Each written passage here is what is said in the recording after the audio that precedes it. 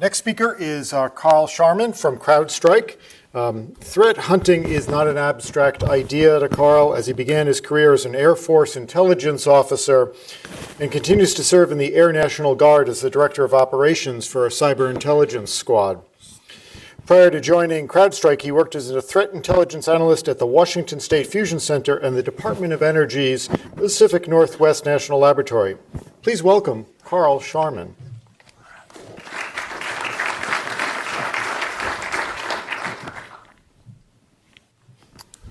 Thank you very much, Rich. Sounds like this is on. Good to go? All right. Thanks. Well, it is absolutely a privilege to be here and be a presenter at the first ATT&CK-Con.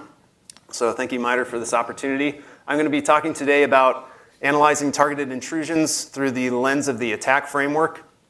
I work at CrowdStrike as part of our OverWatch team. That's our threat operations team, threat hunting operations team. And we began adopting ATT&CK late last year, early this year, to help us better understand, better categorize and track adversary TTPs as we were observing them in the wild. And so what I'm going to talk about today is how we implemented that process and some of our findings so far to this point.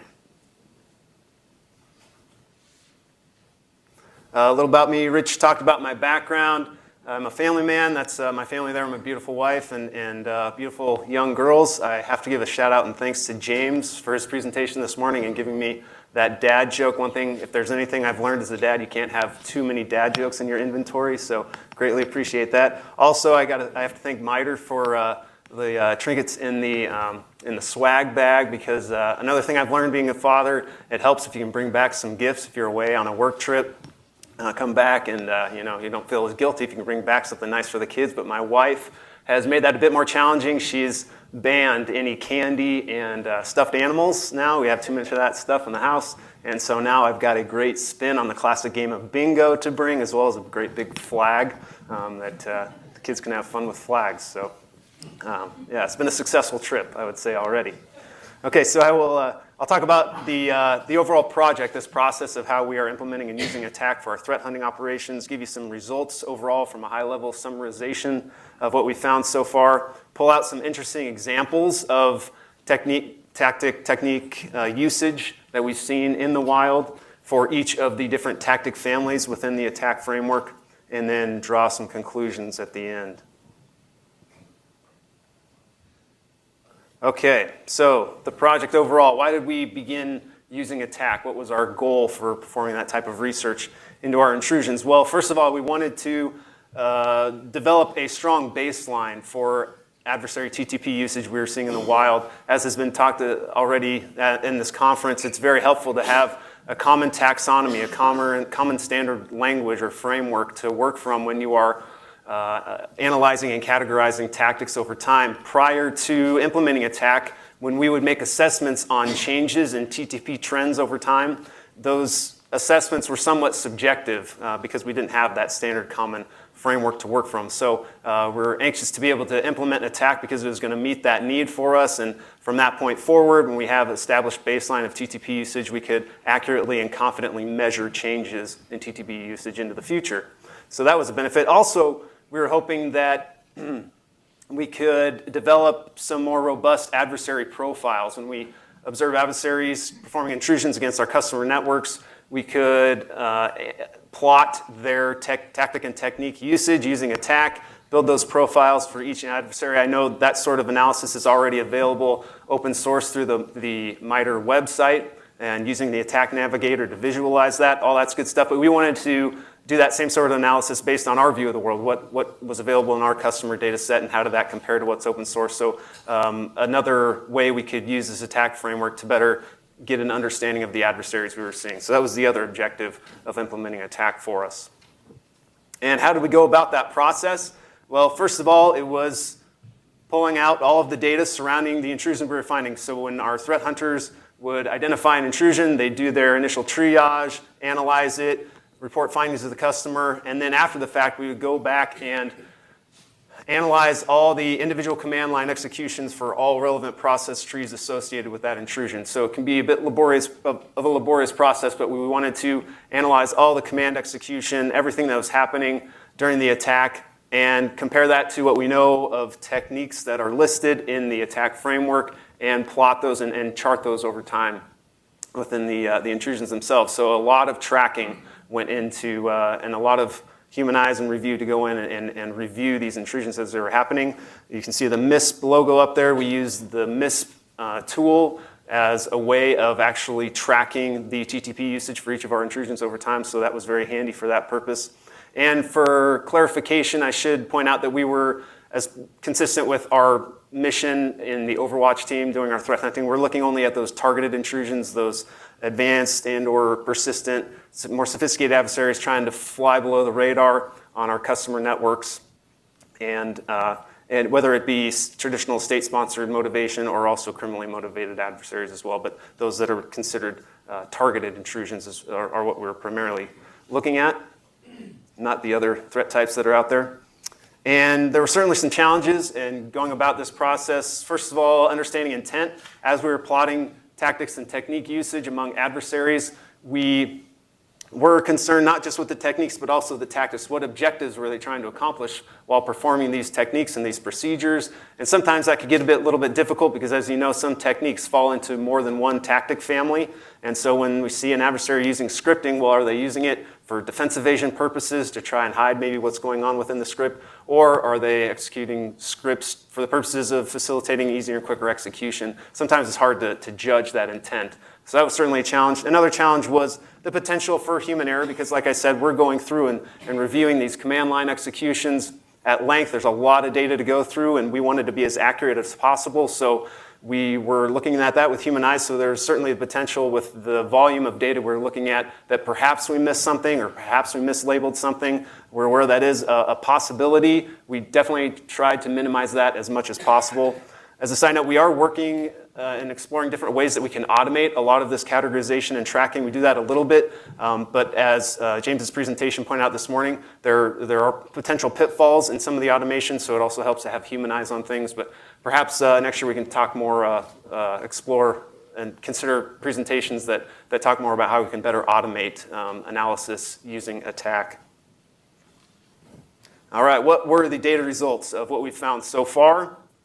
High-level summary here as we get started. We looked at all of our intrusion cases starting in January, and we're continuing to do it to this day, but for the purposes of cutting this off for packaging our presentation up in a nice format here to deliver to a public audience, we cut our data off at the end of July for what we're going to present. During that course of time, I analyzed numbers and numbers of intrusions in the wild, and what we saw in the course of all those intrusions were over 1,200 instances of a technique being used at least one or more times in the course of a single intrusion. And when you added that up and plotted that out across the entire matrix, there were over 151 technique types used total during the course of those 7 months. And so if you remember, when you look at and again, I'm talking primarily about, exclusively, I'm talking about the attack for enterprise framework here. I'm not talking about pre-attack or attack for mobile, some of the other, I'm talking strictly attack for enterprise, could be Windows, Mac, or Linux. That's the attack matrix I'm referring to here in this analysis. But yeah, we saw 151 total technique types used in the wild by true malicious adversaries. And based on the total number of techniques, which is well over 200, we saw over half techniques used during the time period, which was pretty good. From our sense, it emphasizes the rich data that we get to have visibility into. Another quick summary chart there on the left just shows you the different threat types that we observed in this data set. Almost half were considered state-sponsored adversaries that we attributed those intrusions to. A smaller percentage, about 20%, 19% were criminally motivated, targeted adversaries, and then the remainder were unattributed. And as far as intrusion cases go by operating system, that's the other chart there. The vast majority were Windows enterprise networks where we identified the activity with a small percentage there of Mac and Linux. That's been changing here in more recent months. Like I said, we cut the data off at the end of July, but we're definitely seeing a bit more in Linux and Mac these days than what was happening earlier in the year. And I should also clarify, that this is just what we've seen on our customer networks. With our view of the world, we're not trying to project any global assessments or global trending based on these findings. This is strictly what we're seeing on that more limited scope.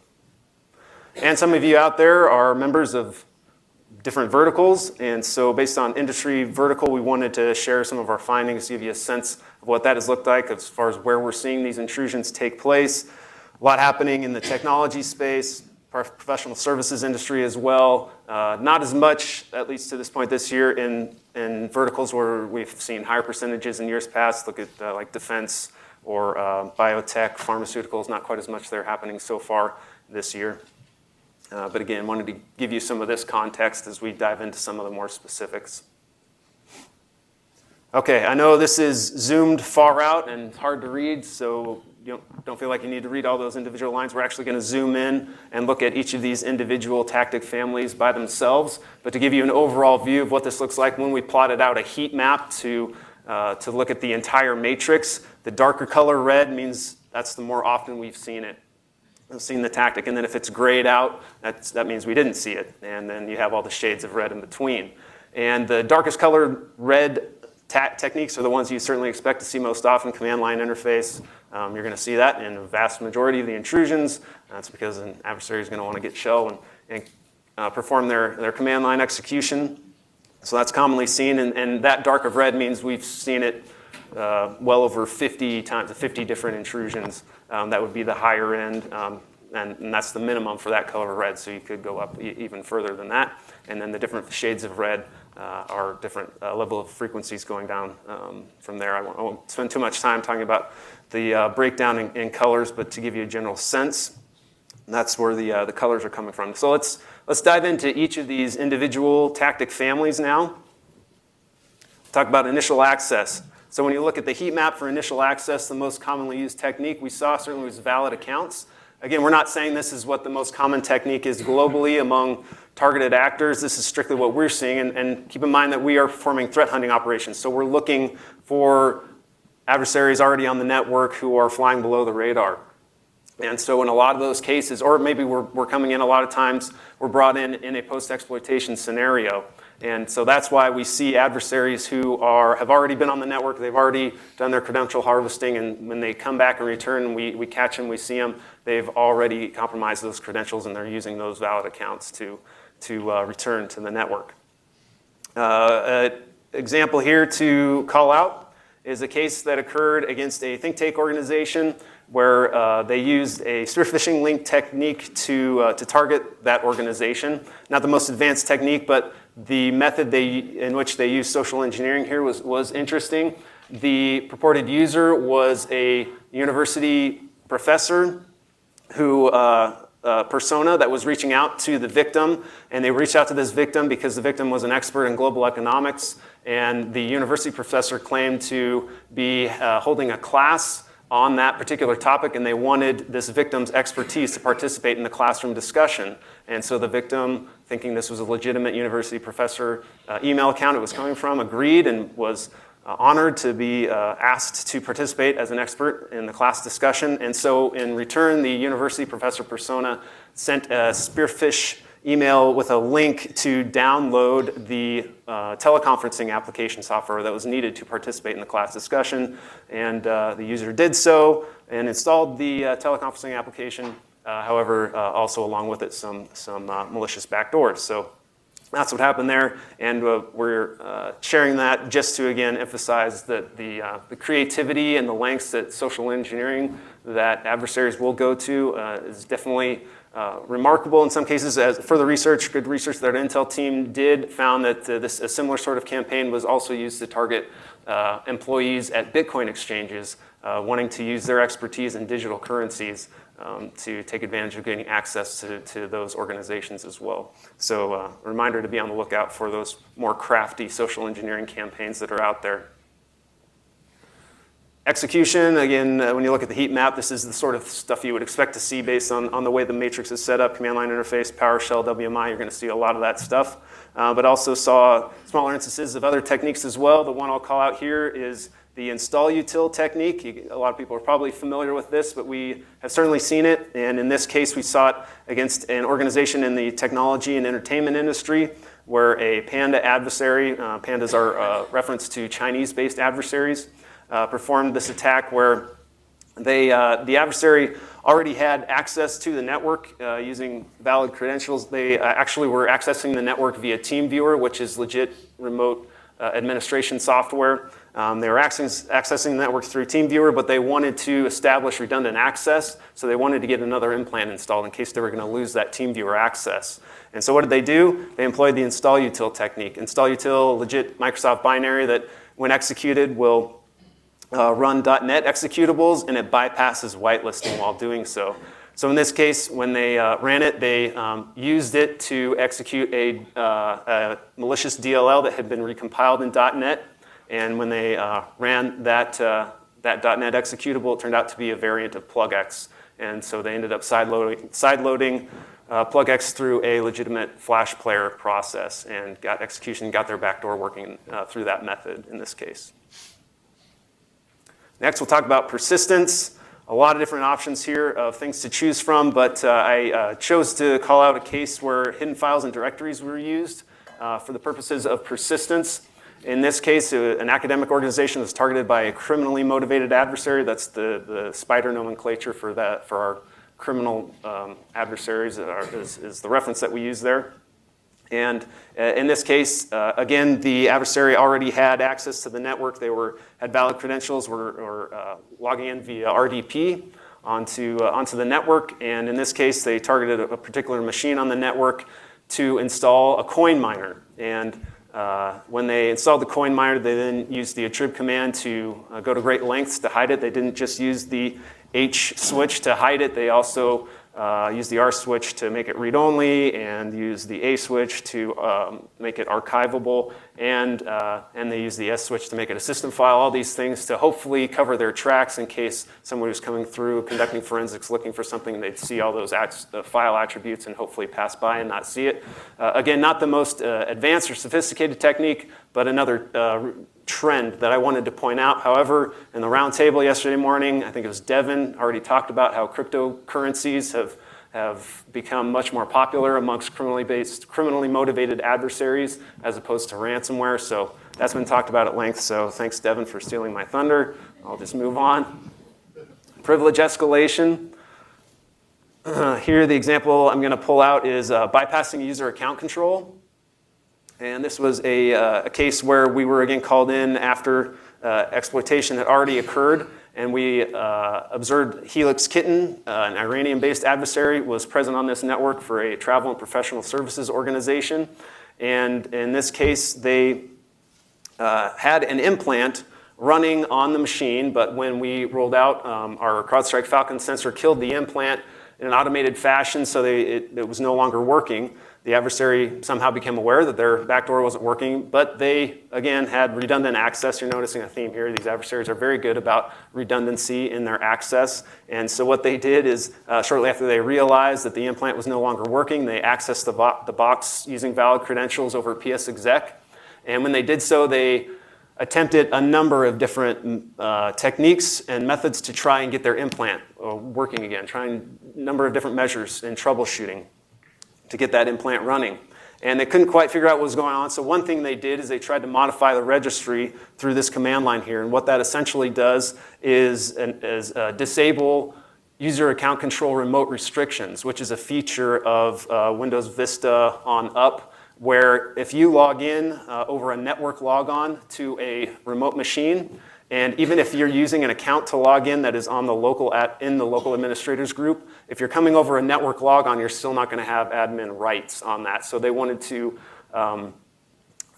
get around that by removing those remote UAC restrictions. And they succeeded in doing so. They bypassed that UAC for the purposes and they did escalate their privileges to admin. And so at that point, they thought they were going to work, they'd finally be able to get that implant working. Well, it still didn't work. They never realized that it was because the Falcon sensor was there, so they eventually just gave up and moved on to another machine, trying other things. All right, defense evasion. Again, another case here where there's a whole lot to choose from. But the example I wanted to pull out and highlight here is using the file deletion technique. This was against an organization in the an academic institution, and an unknown adversary used a number of different defense evasion techniques that were remarkable when you look at them in concert with each other. So file deletion in and of itself, not all that advanced, but what we saw here was in compilation a number of different techniques that were quite remarkable and notable. First of all, when the adversary was targeting different machines, they were quick to use multiple different types of open source shells. And they'd use one type of open source shell on one machine and not use it very long, and then get rid of that shell and move on and do other things to other machines using other tools. So they had a very heightened sense of operations security. They were definitely trying to evade defenses. So in this case, one of the target machines they went after, they employed a different open source shell. In this case, the Cactus Torch shell, which some of you may have heard of. It's essentially a JavaScript-based shellcode launcher. It uses the .NET to JScript technique to load malicious .NET assemblies into memory for injecting shellcode. And so that's what you see happening in the first command line. They executed it as a scheduled task, but essentially they're using it in the context of a C-script process. And that osww.js file there, that .js file is the one associated with the Cactus Torch implant. So they get it running as in the context of that C-script process, but then shortly thereafter they use file deletion to delete that .js file artifact. So they delete the artifact, but the shell is still running in the context of that C-script process in memory. And so just another case of one of many other things that happened in the course of this intrusion where the adversary just had a very heightened sense of security, wanting to keep as low a profile as possible, make defenders have to work that much harder to find and remove them from the network. And so it was significant from our point of view, the number of ways they were doing that. Okay, credential access. We see credential access, credential dumping in particular, very often in the attempts that adversaries use to gather credentials. But there was one case in particular against a think tank organization this year that stood out among the others, and that's because the adversary demonstrated far greater intent to gather credentials than what we'd seen in other intrusions. And by that I mean they used several different techniques all in the course of the same intrusion to try and gather those credentials. It was obviously an extremely high priority for them. And so they used credentials and files technique, multiple sub-techniques of the credential dumping technique, and also Kerberoasting, all in the course of the same intrusion. So some examples there of the command lines we saw that were doing these things. The first command line is a case where they are copying the group policies preferences files from the domain controller. So that would be classified as part of credentials and files for the attack technique. And with that, you can take those group policy preferences files offline for mining and for gathering further account information. In the next example, this is one of several credential dumping techniques that they used. But in this particular case, they actually downloaded the legitimate Windows sysinternals AD Explorer tool. And with that tool, it allows them to save off a snapshot of the Active Directory database, which could also be viewed offline for gathering additional credential information. And then lastly, the Kerberoasting technique. So what you see there with the last command line is another case where they brought down a legitimate Windows tool, the setSPN tool. And what that allows them to do by executing that command is to enumerate the domain controller for service principal names. And with those service principal names, then you know the services that you could theoretically request a Kerberoast ticket for. And that is just one step and part of the overall Kerberoasting process, because then when you collect those tickets, you could take them offline for offline cracking. And obviously that's a gross oversimplification of the whole Kerberoasting process and technique, but in essence, that's what that element of the overall technique is doing. And subsequent to this, we also then did see them also execute PowerSploit using the invoke Kerberoasting module as part of that process as well. Okay, discovery. I am not going to go into a unique example for discovery because there's nothing too unique about the discovery techniques that we see in use. Everybody does it. Obviously, when an adversary gets on to a box, they're going to want to gather account and network information. So nothing too significant to point out. Nothing happens too far out of the usual with discovery. So for time's sake, I'm just going to move on to some of the more interesting tactics and techniques. So we'll talk about lateral movement for our next example. And here we saw a case against a financial institution where an unknown adversary was using the Windows admin shares technique to perform lateral movement.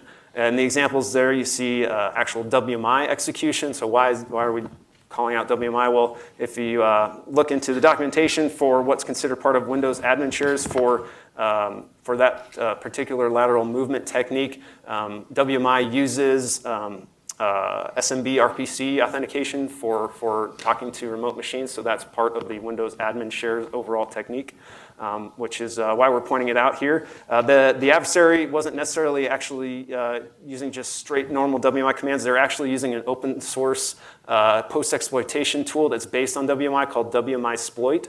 And that's what you see being used here to run these WMI commands. So in the first example, connecting to a remote machine to update group policy settings, and that's because perhaps they've made changes to the group policy security settings and they want to refresh those, get those pushed out to that machine so they can then take out their intended follow-on actions. So that's what's happening there in the first case. And in the second example, you see them simply connecting to a remote server over WMI to enable RDP so that then they could theoretically access RDP as another intrusion vector there for that machine. Collection, moving here quickly. This time's getting short, so I'll try to go quick. Here we saw a case against a pharmaceutical organization where the adversary used a script to automate their collection. And an example of one of many similar command lines is provided here, where they are archiving a number of different types of document files within a number of different directories. So that's just one example of the script execution that was occurring. You see there that it's executing WinRS, which doesn't make a lot of sense because WinRS is a Windows Remote Services legitimate Windows administration tool, not used for data archiving. So why is it we're seeing it here? Well, the adversary actually is using WinRAR. They just renamed it as WinRS to try and obfuscate what they were doing. So that's really a WinRAR execution. And you notice it's got the ATT&CK flag with a specific date. What that essentially is doing is looking through all these directories to only gather the files that have been added or modified since that date. So this indicates that this adversary has been there for quite a while, and they're coming back on a monthly or quarterly, somewhat probably routine basis as part of their operation to come back and harvest the new information that has been added to this particular victim machine. Okay, exfiltration. This was a Linux intrusion against a global telecommunications victim where the adversary was simply as part of their operation to exfil data using data compression and exfilling over an alternative protocol. That alternative protocol is simply email, as it's considered under the attack framework. In this case, they're using UU encode to encode the archived and compressed files over email to that FTP server. So that's essentially what's happening there. Moving along here. Okay, last example. Quickly, this is in a Mac intrusion, remote file copy and web service. Essentially, the attacker was using an existing backdoor, but for defensive purposes, they wanted to get a new version of it in case it was being discovered. So they just reached out over curl to bring down a new version of the backdoor they were using. And just highlighting this one because it's using a common web service. We've talked about that over the course of this last few days, as well as open source services like Pastebin, GitHub, Microsoft OneDrive. We see these cloud web services being used increasingly for command and control purposes. So that was certainly the case here. And now getting down to our conclusions. So overall, we were successful in establishing this baseline of adversary tactics and techniques usage so that we can more confidently make assessments for how that's changing into the future. And we are excited about that and looking forward to continuing this process of tagging all of the malicious activity with the attack framework techniques that we're seeing. However, our second goal of developing robust and confident adversary profiles was not something we were satisfied with in the end. And we found that because there are adversaries that regularly use the same techniques, a lot of technique overlap occurring here. And there's times where we see the same adversary at different intrusions using different combinations of techniques as well. So there just wasn't enough. Maybe we need to just gather more data and do this over a longer period of time. But at this point, we're not confident enough in our adversary profiles to say that just looking at the tactics and techniques are enough to really help with attribution. You're going to have to go lower. We did find if you get down to that procedural level, those specific implementations of how techniques are being used, then you can really get into some distinguishing characteristics among these commands that are being executed by adversaries. One quick example, if an adversary is creating a new account for persistence purposes, and that new account uses a specific password, well, that password, if they reuse it in different intrusions, which we've seen before, totally separate organizations, so they create a new account using the same password, that's a pretty unique characteristic that we can then correlate between. So that's the level that we want to get, that we're using at this point to help with attribution.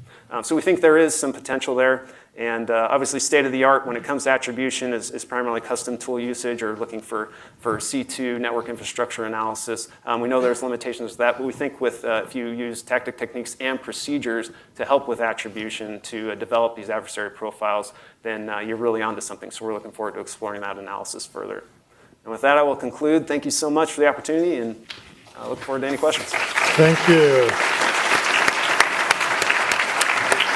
And if I use all my time, I apologize. I'm available for questions during the break for sure. Yeah, since we want to stay in your seats for 1 second, just want to thank Karl for a great talk. And I will just one editorial comment is that one of the things that we're really interested in MITRE is to figure out how to take that data if CrowdStrike and the other folks in this room who have this kind of data are interested in anonymizing it and aggregating and contributing it, how we can try to provide that global heat map for what people are actually seeing in the wild. I think that could be a significant resource. So you'll be hearing from us. Great. Looking forward to it.